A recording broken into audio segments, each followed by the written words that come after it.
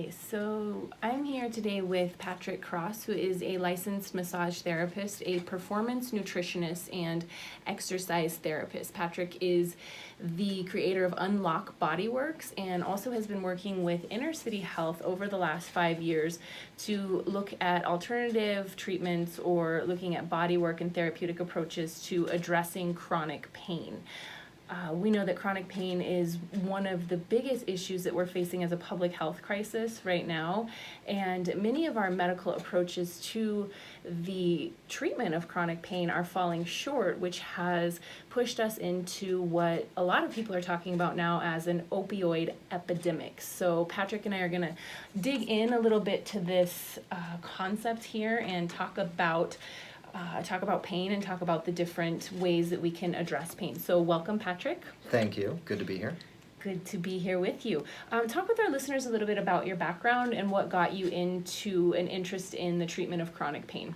Yeah, so I was actually very young when I started my schooling in manual therapy and massage therapy, and that all came from sort of more of an athletic background. I was actually in martial arts, which you're in as well, and we were seeing my instructor through martial arts.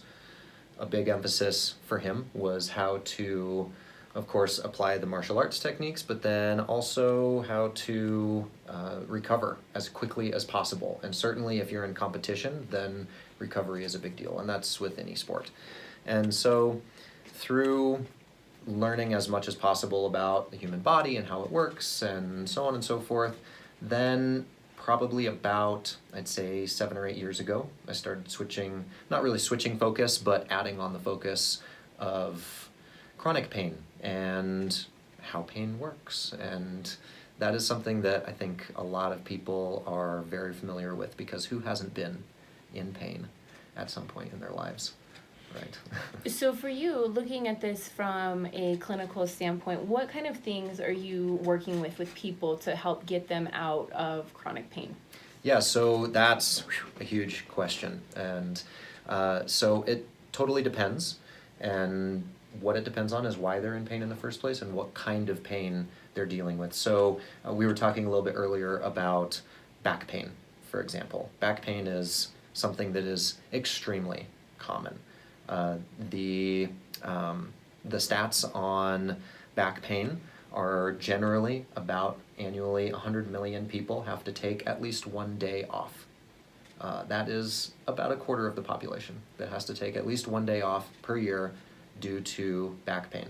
And oftentimes it's multiple days. And so, when we were looking at those stats earlier, back pain only is costing the U.S. economy about $200 billion per year. Wow. And that is in both medical costs and also associated costs with the companies, having people take sick days and so on and so forth. Productivity goes way down. And even if somebody can make it to work, and I've seen this a lot with clients and patients that I've worked with at the hospital or clients that I've worked with at my clinic and my practice, they will just try to tough it through. Mm-hmm. And they will get to work, but how well are they actually able to focus, and what's the quality of work being done if they're at a level 7 or 8 mm-hmm. pain, on the 1 to 10 pain scale, right. And or are they having to take some sort of medication to get themselves through the day, and how right. does that then impact their ability to focus or be present with the tasks at hand? Yeah, and certainly most of these stats, again, the Medical Expenditure Panel Survey is the main organization coming up with these stats, because they're tasked with assessing what the economic costs to pain are, but they're looking at work-related costs mm-hmm. and medical expense-related costs. But what's the family cost? Mm-hmm. You have kids, yeah. right? Or you have a daughter. Children. You have 2 yeah. children. Okay, how easy is it to accommodate them and engage with them if you're in pain? I remember one time my daughter was potty training, and she was just big enough to sit up onto the toilet, and I would have to kind of lift her onto the toilet. And I did something to my back driving in a car down from New York to North Carolina. It was a really long car ride. And I was in so much pain. I couldn't bend over. I couldn't lift her up. I wasn't even able to, fulfill the task of parenting her. And then she's like wetting her diaper, the poor thing, because she's trying to like get onto the toilet, and we're traveling. Yeah. She doesn't have her little stool. And I mean, that's just, I know for myself personally, I have a lot of resources just for my own clinical practice and my own, physical work that I do with myself to limit how much pain my body really experiences, and then to really change how quickly my body can heal from pain. So I'm not an average American, but I do remember that one time when it was the most terrible thing, like not being able to, do what I needed to do to take care of a child. Sure. Yeah. That is such a big deal. And I've worked with so many parents who, not only are they not able to do what they feel is certainly their duty, but also their joy in life, engaging with their kids, and everything from like the basic duties like you're talking about, but also like going and playing with them on the playground or in the backyard, or taking them out to the park. Engaging. And really kind of living life to the fullest, what I would consider a really thriving lifestyle, being able to physically do the things that you want to do. And of course I work with athletes, and if somebody's in a lot of pain and they can't accomplish their athletic goals or engage in their training the way that they want to, it's really difficult. But when somebody can't engage with their family or their work, their source of income, the way that they not only want to but need to, that is really, really difficult. It's extremely taxing and very stressful for people. So a few years ago, I was a clinician on a research study that was published in the Journal of Pain Management. And what we were looking at was the evaluation of body talk as a treatment for chronic pain. And one of the things that we found, not only were we very successful with this study, because 76% of people that participated in it who had had chronic pain above a level 6 for over 6 months had a major reduction in their pain down below 3. So this was something that was really exciting. And but what we were able to show was that there was a direct correlation to depression, also to results of people changing their satisfaction of interpersonal relationships, and their ability to feel like they could accomplish the day-to-day things that were tasks at hand or ways of expressing themselves. And so we really kind of crossed the bridge of looking at somatic pain and its impact on mental health, and how those two things really cannot be separated. And when we look at the treatment of chronic pain, it is really, understanding how trauma works in the body, understanding how pain is a perception of the mind, and then the impact that that has on our relationships, our environment, and our ability to sustain ourselves and survive. And really, it's interesting to get this research study published, because there wasn't really anything at that time, and I still don't think that there is anything at that time that is looking at the dynamic elements of research, looking at these mental, emotional, and physical connections between our experience of pain. Sure, and you bring up kind of two really important aspects of that topic of pain in general. And one is that it's not just pain. When somebody's in pain, especially chronic pain, which again, above a level 6 for longer than 6 months. Now somebody can rupture a tendon, and a tendon can take 18 months to fully repair. And if they're re-injuring it, then they might be somewhere between 4s and 7s on the pain scale for a year and a half. That's not necessarily going to qualify as chronic pain, because that's just tissue that takes longer to repair. But for somebody who, say, is in back pain or has chronic headaches, and they're experiencing not longer than 6 months, it's not just pain. It's not just that my head hurts. It's that, again, you can't engage with your family. So there's going to be some anxiety. And the anxiety, if that lasts long enough, might start driving some depression.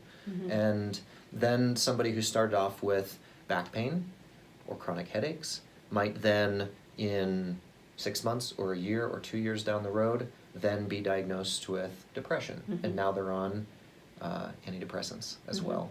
And then there are side effects to Yeah, these and medications. it's an interesting thing you bring that up because clinically I see a lot of times that people who are on antidepressants, there was a starting point of the entry level of chronic pain being the first source, whether it be mental or emotional pain problems from trauma or it be actual physical pain, that then it's almost like the mental health stuff is a secondary. And then we have the problem of the cocktail of these medications and our own biochemistry and our evolution of ourselves consciously, that it's not always as straightforward. People's medications need to be adjusted. Some people are prescribed the wrong medications. There's a barrier into the way that individuals are able to access care. They may not be seen for 6 months to have those levels looked at or readjusted. And there we get into where the cocktail has created a very difficult problem with our biochemistry, and there's increased issues around people's behaviors towards themselves, even suicide as a result of some of these deeper problems that are simply because of the mismanagement of pain. Sure, yeah, and the kind of way a life can change, the story of a life and how that can change with a beginning of pain and then how through years of chronic pain, how that story can become just getting through. It's not, I want to go on an adventure with my kids, or It's just, I want I to wanna get engage by. in this new novel experience. I want to learn a new instrument. It is just, how can I make it through every day? And that's not a story that anybody wants to live. And it's this oftentimes slow progression. It starts with something simple like, I've got chronic back spasms, and that we say simple, but that's not really necessarily simple because there's any number of things that can drive that, and sometimes it's really complex. But if somebody starts off with, chronic pain, and then 3 years down the road they're on antidepressants, and then they're on other medications to manage the side effects of antidepressants and opioids. One of the big side effects for opioids is constipation. Mm-hmm. And that's because, Slows everything down. And so the smooth muscle that contracts the small intestines, that drives food through, doesn't work properly. Mm-hmm. And so, that has its own potential host of down the line. If you're constipated for a week, it's probably not going to be that big of an issue. But if you're constipated for years and you're not moving food through your digestive tract, that has a lot of really big major implications. long-term chronic disease impact. Right. Yeah, Right. and really looking at the other side of this is when we as manual therapists or looking at it from a somatic standpoint can take somebody into a place where their body is actually not replaying that pattern of chronic pain and introduce them maybe through exercise, maybe through breath work or yoga or movement education, how to stay in alignment, how to stay in awareness. This is something that can be done generally pretty quickly over a period of time, and it gets at the root cause of the issue of pain. But when we mask the root cause by giving some sort of medication, there's the other side of it that we haven't addressed the root cause, so the medication still has to stay on board. And what happens when people keep taking medication over and over and over is they become addicted to it. And so then there's that side effect that causes a whole host of other social problems as well as interpersonal and dynamic, even potential mental health issues as well. Sure, and I certainly don't want to give the impression that I'm in the camp where medication is not a good thing. Medication can be and is extremely valuable. What, Patrick, if I for have a lot of reasons. a headache, I want to take an Excitrin. Sure, and because I got to deal with my kids. One of the things that you brought up with your research study on body talk, and you said that essentially 75% of the people that you worked with were brought down from a level 6 pain to a level 3 pain. Now, when we're talking about pain medication or any pain intervention, the goal is to reduce by at least 50%. If we get a 50% reduction in pain, that is technically a win for whatever the intervention is. Now, when you say 75% of the people that you worked with got a 50% on average reduction in pain, that's actually a really good number. So opioids, for example, which again, there is a place for them. There absolutely is. And traditionally the place for them was like, if you had a leg amputated. If you're in the middle of a battlefield. Yeah, that can be a life-saving tool. And for acute, really intense pain issues, that can be just an incredible intervention. But for somebody who is going through chronic pain and needs to be on something ongoing or have an intervention ongoing, there are better ways to go. And so, with there's something called number needed to treat as an example, okay? And so you essentially said that you get 50% pain reduction with about 75% of the people you were researching. The numbers needed to treat on medications are openly available for any medication that's approved. And you can go to the National Safety Council online and you can look up numbers needed to treat. And this is a really important number to be aware of. So, for example, one of the most commonly prescribed opioid medications, oxycodone, the number needed to treat is 4.6. And so what that means essentially is for every 4.6 people who are treated with oxycodone, one person has the desired result, which is a 50% at least reduction in pain. Now, it's hard to conceptualize 4.6 people, right? So that means essentially we could even round it down and be really generous and say 4 people. That means, essentially the number needed to treat, how many people do you need to give a certain intervention to for one person to be helped? So even if we were being really generous with oxycodone, So it's like a 25%. 25% of the people who take oxycodone are going to get at least a 50% reduction in pain. It doesn't mean that the pain's going to go away. Now here's the flip side to that. If you look at the CDC's stats on addiction from opioid medications, about 25% of people who take opioid medications end up becoming addicted or abusers of those medications. So for every 4 people that are treated, and again, this is generous because it's actually 4.6 people, you're going to have only one of those people who it actually works for, it actually helps manage their pain, but you're also going to have one of those 4 people who's going to become addicted. And that is not great. No. So a lot of the doctors actually that I work with at Inner City Health Hospital are starting to shift away from opioid prescriptions and starting to recommend over-the-counter NSAIDs, non-steroidal anti-inflammatories like ibuprofen in combination with acetaminophen. And this again, we look at long term and there's issues with the liver, there's issues with the stomach. And so really, I have one of my teachers and she said, you don't stick your hand in the machine because that's how the machine gets broken. So essentially anytime that we are putting any kind of stimulus, whether it be a drug or it be even manual therapy, like we're altering the function of the system, and it is up to, I feel, us as clinicians and doctors to have a deeper understanding of the impact of how these interventions may or may not improve the functionality of the system. So when you look at something like a medication that is on long term, it's going to cause breakdowns in communication, and the body is going to have to set up mechanisms to counteract that, which then become typically disease states that we see happening in many of our many statistics of people having these what we would call maybe symptoms that are as a result of over medication, as a result of over intervention, whatever that may be.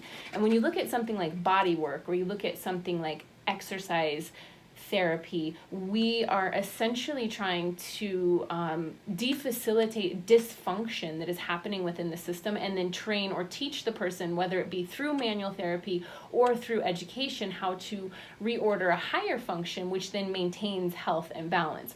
So this intervention and this stimulus has an impact of improving the system. So how do you see something like that as an alternative? We just kind of laid that out, being accepted and working in somewhere like Inner City Health. Yeah, that's a great question. And so, again, it's kind of the question of symptom management versus problem solving.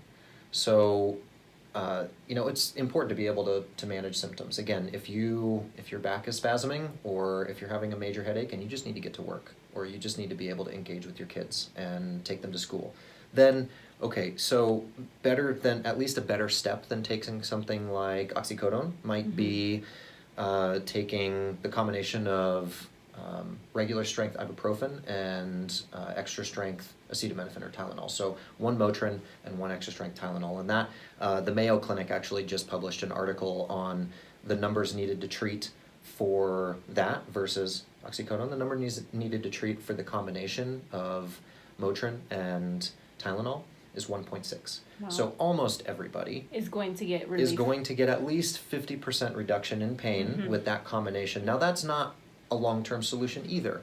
We can't just say, okay, well, here's a cheaper, easier to obtain pain medication and anti-inflammatory that's going to help. You can't just be on that forever, Right. because like you said, there are liver implications and stomach lining implications and other implications, and it's not solving the problem. So that's palliative care or symptom management. And if you need to just get through a day, then that's great. Right. Use that stuff. Well, and there's also, when you're looking at this from a public health standpoint, you're looking at the concept of harm reduction.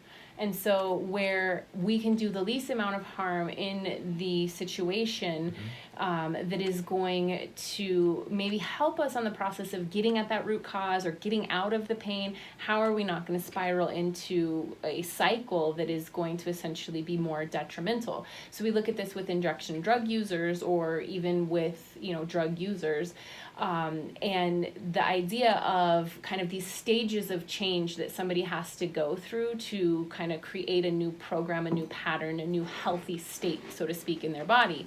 And if there needs to be some sort of relapse or some sort of intervention that is useful, it's how do you reduce the amount of harm. So let's say we're dealing with an alcoholic. Maybe that alcoholic likes to drink an entire bottle of whiskey, but when they kind of fall off, they drink 2 beers instead. One is a little less harmful than the other, still not maybe at the place we want to be. However, if you go down the other side of that entire bottle of whiskey, there's a lot more problems that are going to come from that versus, maybe drinking a beer or 2. And bringing it back to essentially how do you solve the problem? And there's, again, symptom management and problem solving. And the tricky thing is that symptom management can be pretty simple, but it's not a viable long-term solution. Problem solving is oftentimes very complex.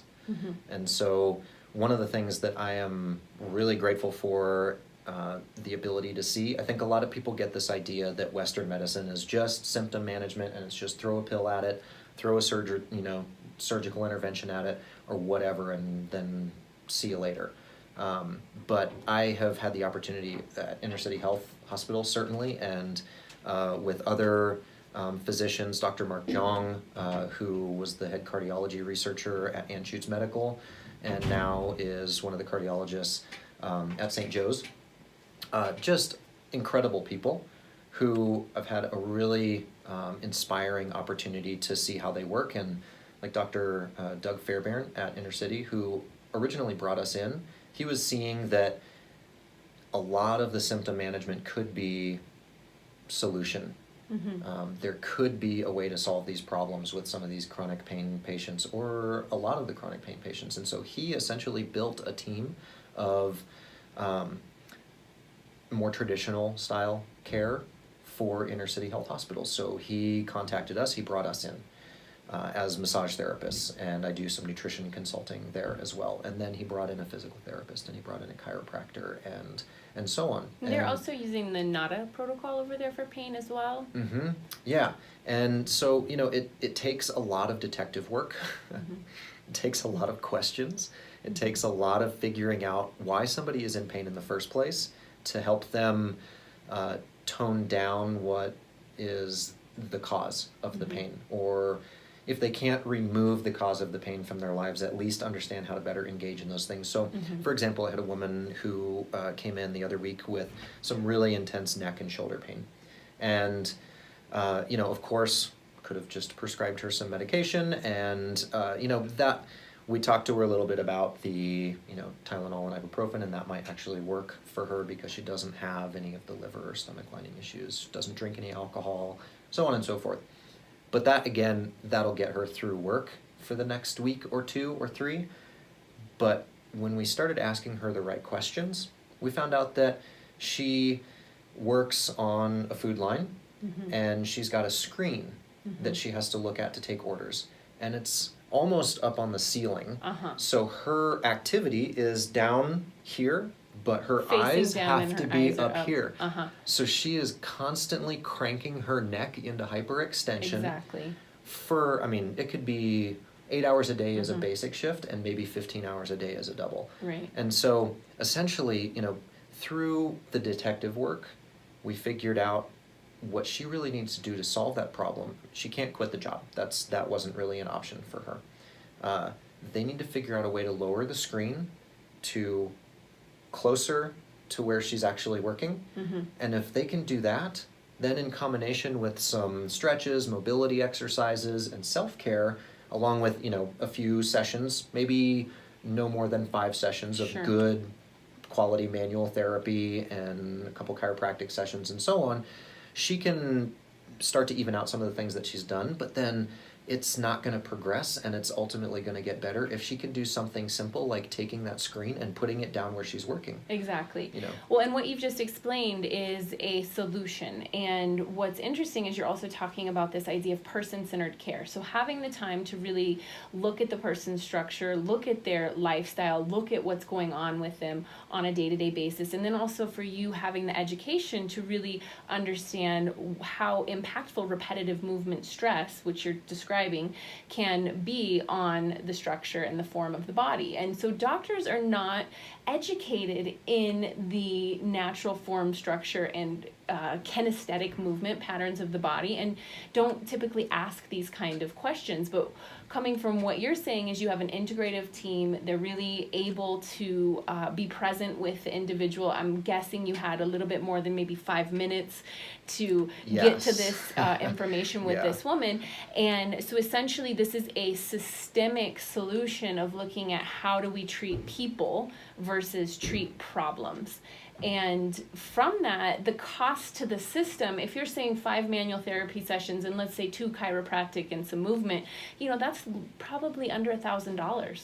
Yeah, and it can be even well under that. So one of the things that we're trying to set up is a fundraising campaign for Inner City Health Hospital to get them more regular treatments. A lot of them certainly can't afford out-of-pocket treatments, and their insurance companies are not paying for manual therapies for some of them are paying for chiropractic, but sort of the traditional therapy approaches, they're not necessarily getting paid for through, certainly not Medicaid or Medicare. So a 5-pack or a 5-session series at Unlock Bodyworks, with the first session being an advanced therapist assessing and treating with an intern therapist observing, and then building a treatment plan, and then the intern therapist does the next 4 treatments, and we try to do that all within 5 weeks, so 1 session a week at least. The total cost to that is $330 for a 5-session series.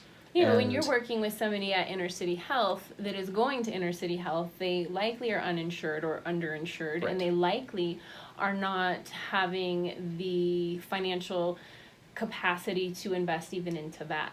Yeah, and they don't. So what essentially then we need to do is how can we raise the funds? But even if we raise, $1,000, that's 3 people that we can potentially at least get out of pain. But, you raised a really important issue where doctors are essentially trained and required to meet with somebody, get symptom analysis, and create a diagnosis and prescribe an intervention within 3 minutes is usually about the amount of time they have. Now, I work with some amazing doctors who would love to be able to spend an hour or an hour and a half with each person, and some private practice or family practice doctors can do that and do home visits and ask these questions, but a lot of them are just, they have their hands tied with the sheer volume of patients that they have coming in on a daily basis. Right. And so if they have to see 50 patients, they can't spend an hour with everybody. They can barely spend 5 minutes with them. So, it's really valuable to be able to have people on the team at a hospital, and some more hospitals, Kaiser just put forth a program where they're having massage therapists on staff, and Swedish is starting to offer that, and Inner City has been doing that for 5 years, and so we're seeing more of a prevalence. I think for all, the body workers out there who might be listening to this, or any of the students that I have, I would say the main thing to understand is that just a certification is not going to qualify you to be part of that team. It takes a lot of time, a lot of work, a lot of studying, and a lot of practice, and especially practice under therapists who have worked in that setting. And so that's one of the things I really appreciate about the Inner City Health program, is that I can bring students in and have them assist me with treatments. They can see how we're assessing. They can see the questions that we're asking. That the woman that I was talking about might go through, so many different modes of therapy, surgeries, fusions. Right. If it's opioid medications, great. If not, if then this isn't okay. addressed, and it's something as simple as moving a screen and teaching her how to stand up in her body. Right. Well, and what's really wonderful that you're talking about is what we really need, and what we have been looking at from a public health standpoint. I've been working in community health education for the last 18 years, and really redefining what community health looks like by putting together these clinics or these access points where people can actually get the therapy they need. So essentially what's happening here is you're mentoring students who are gaining clinical knowledge and skills that then is going to impact who knows how many people, because of how many people they can reach. And it's doing a service to people who may not afford the type of therapy that is necessary. So it's really an important, what we call trainer of the trainers program. And we look at this, as a solution in public health, as a resource that is going to change the way that we are able to disseminate therapy and disseminate education, so that people can get back into their bodies and essentially become their own best doctors. Learn how to stand up, learn how to breathe, learn how to move and function. Many of your issues are going to fall away if you do those things. And the thing is, we're not taught that. So again, from a community health standpoint, it sounds like the Inner City Health has really been doing great work as a laboratory, essentially, to make a program or a delivery mechanism like this that could be replicated. People could be listening to this all over the world. And this is the kind of thing that you can do this in a community setting, you can do it in a hospital setting, you're doing some level of it at your own private clinical practice, and it's really about the good work of foraging not only the consciousness of this forward, but bottom line, people are getting what they need, and therapists are growing. So all of this is built off of a basis of need, and it's sustainable. Sure, yeah, and I definitely can't say that it's easy to change those things, and I'm actually going to be meeting with that patient as the example that we used again in about 3 weeks at Inner City, if we can't get her in sooner at Unlock Bodyworks. And my question is going to be, was her manager receptive to her saying, we need to lower this screen? We need to take out this pain mechanism that's driving my problem. And and that's just one scenario. So there are so many other examples of situations where, what's the thing that people are doing the most? They're working. So a truck driver who's in hip and low back pain, that's going to be a totally different scenario than somebody who's working on a food prep line who needs to have a screen lowered. And somebody who is a house cleaner who only uses their right arm and scrubs probably more than they need to, or puts too much torque into their shoulder and doesn't do any exercise or training to be strong enough to be able to do it better.